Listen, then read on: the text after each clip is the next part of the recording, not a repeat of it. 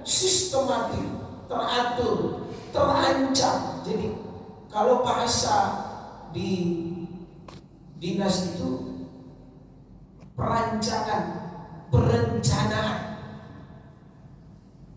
berarti direncanakan.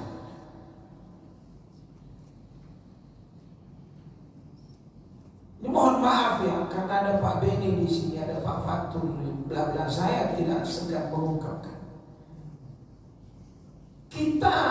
Saya pun tidak tahu nama saya ada di An-Nur itu, lalu cuma tidak nyampe 2 bulan dibaca. Tapi bahasa di luar, karena pengurus yang sekarang Wahabi gitu. Kapan saya begitu? Ada doa Nabi yang tidak dikabulkan Allah. Apa itu? Apa itu? Fadaraba ba'duhum riqaba ba'd. Umat Islam diadu domba. Itulah salah satu yang dahsyat dari perang, diserang dari dalam. Tertawakan, tepuk tangan mereka itu. Dia duduk majelis-majelis setan hantu gundurwo ini. Dia melihat kita hanya dengan perut, program-program yang tadi, susu makan bla bla itu. Nah, kita ini kepala-kepala desa, kita ini orang-orang yang memang haus, lapar, tamak, rakus, pembohong, pendusta itu. Setelah dilemahkan imannya, dilemahkan pendiriannya, dirusak pemikirannya, dibunuhnya kita. Senjata-senjata mereka. Akhirnya apa? Tersandra. Kondisi itu sampai kata Nabi, saya pernah kalau tak salah, ketika kita tertekan,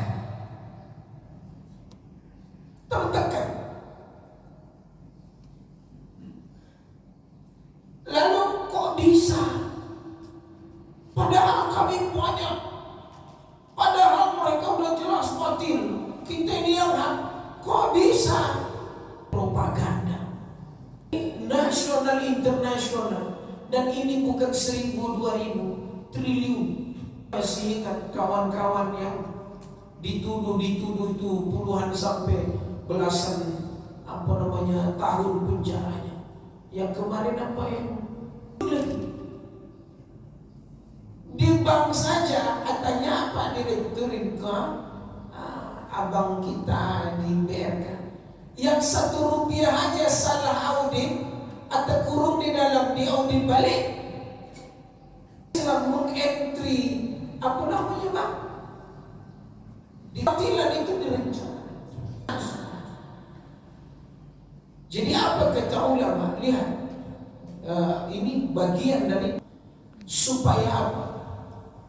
Saya baca di sini, saya takut keliru dalam hal ini, dan kita ini jadi saksi. Ini dimulai dilaksanakan sebelum jatuhnya khilafah Islamiyah. Memutuskan hubungan di antara negeri-negeri Muslim.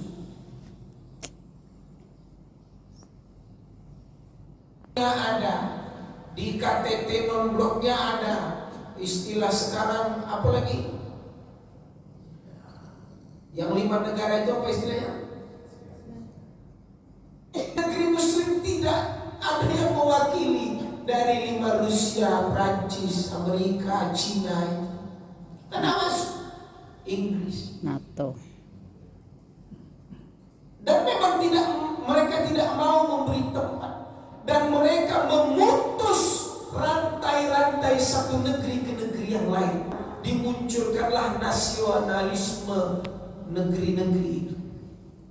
Tidak, apalah bahasa pesakit ini supaya tidak parah kali dan tak nampak kali, ada istilah, dibuatlah nasionalisme itu Islami, demokrasi itu Islami, yaitu membuat dakwah ini supaya tidak mati. Dan kita pun bukan setuju atau tidak setuju, ya sudah. Ini ujian dari Allah. Memutus rantai satu negeri ke negeri yang lain. Maskapai dikuasai. Pak Beni mau ke Medan harus merogoh kantong 1.500.000, 2 juta. Kenapa? Hulu hilirnya perang pemikiran itu mereka sudah menjajah, sudah tersistematis. Saya pernah bilang obor One Belt One Road dari Tiongkok, Hong Kong, Cina sampai nanti Sabang Merauke, yang ujungnya Sabah Sarawak di IKN sana, itu hasil perang pemikiran. Bisnis untuk apa bahasa ini, transaksi, untuk alat-alat perang, untuk akomodasi. Itu jalur-jalur sutra itu memang ada dalam buku-buku perang. Perluasan jajahan. Tengok Asahan, tidak ada yang tersisa. Bahkan Siapi-api, tengok pesisir semua habis. Jadi ekspansi dan perluasan daerah itu bagian dari sebenarnya itu, ini mohon maaf ya, memutus dari negara ke negara, bahasanya ke yang lebih kecil dari satu daerah ke daerah. Bawasi. Dia meremehkan bahasa buku yang pernah saya baca orang-orang Cina ini. Mereka itu menguasainya dari pesisir naik ke perkotaan, beli. Itu yang dulu saya bilang di sini. Umar bin Abdul Aziz melarang menjual tanah negeri. Justru yang ada menghidupkan tanah-tanah wilayah yang mati. Satu caranya apa? Membangun masjid.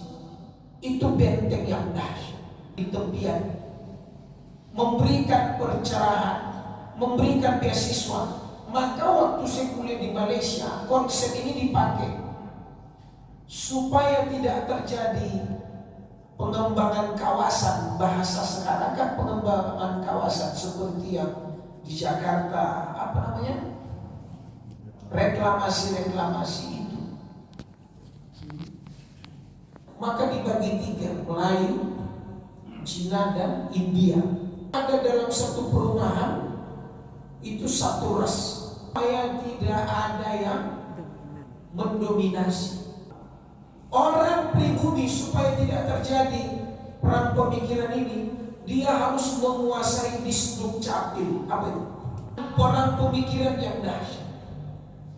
Apalagi hari ini KTP online, bla bla bla.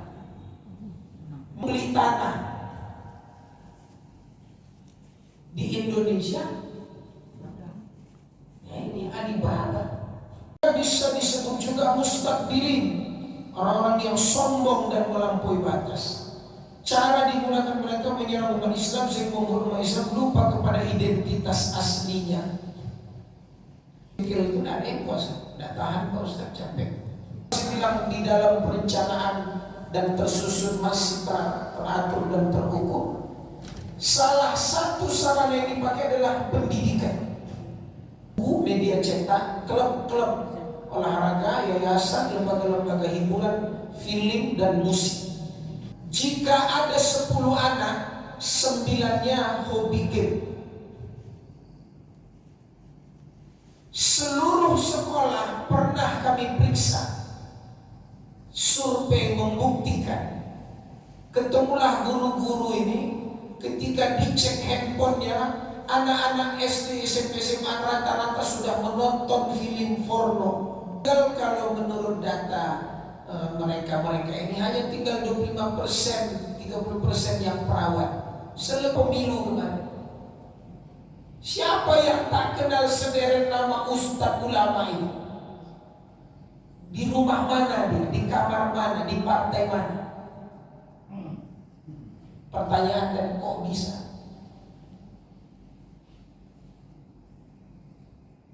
Ada usaha ini membuat apa? Umat Islam ini tertipu. Itu satu hal. kepada orka, loyal kepada mereka. Itu yang saya bilang. Nama sudah tinggi, serban pun sudah mantap, tapi loyal ya. Tidak mungkin orang kemarin langsung jadi simsalabim, tidak mungkin. Berarti itu operasinya bukan hanya 1 bulan, tahunan. Cenderung mencintai, mentaati, mengikuti cara hidupnya, menyerupai perilakunya, sampai memberikan loyalitas kepada mereka. Ulama dalam kitab, inilah yang mendatangkan azab Allah. A'udzubillah. Ketika orang-orang yang ahli agama ini menjadi akidahu wa syaribah media, orang-orang yang hebat, ada kursi, awak nawal sikau, arahkan, tayang, bunga, yang kau sering mengisi ceramah, itu namanya penjilat, mengikut, menempel, dia tidak bisa dipisahkan. Ditegur payah, tak ditegur maka nanti dibiarkan apalagi. Akhirnya banyak kata ulama dalam kitab-kitab itu, akhirnya berlepas diri, dekat yang salah, menyalahkan yang benar, mencari dalil yang salah. Mana membuat dalilnya mencocok-cocokkan, tidak bisa. Jahiliyah merupakan kehidupan yang jauh dari berkah Allah. Yang masa-masa muda kita dengan jahiliyah itu cukup. Tidak ada. Apa yang mau kita cari? Tanyalah. Aku lah memutih. Anak udah gadang. Apa yang mau dicari? Yang sakit sudah masuk perangkap jahiliyah dan ya terus nama baik di masa tua kita hilang. Kita istiqamah, kita perbaiki mana yang bisa kita perbaiki. Anak-anak kita ini jangan sampai terkontaminasi. Akidahnya harus kuat. Apa kata ulama di penutup kajian kita ini? Mengembalikan kepercayaan umat Islam kepada agamanya ini memang sulit untuk dilakukan. Ada beberapa cara di sini, dan ini saya beranikan menyampaikan. Sekalipun sulit, cara yang pertama dakwah dan jihad.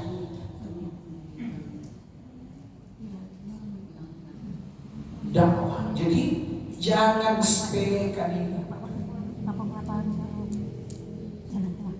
Itu kesulitan disebabkan tingkah laku gaya hidup yang Tuhan diri muslim. Misalnya perempuan yang berhias dengan make up, pakaian yang mengikuti tren, kebiasaan tentang musik serta hiburan yang padahal aktivitas seharusnya dihindari dan jauh dari kehidupan muslim.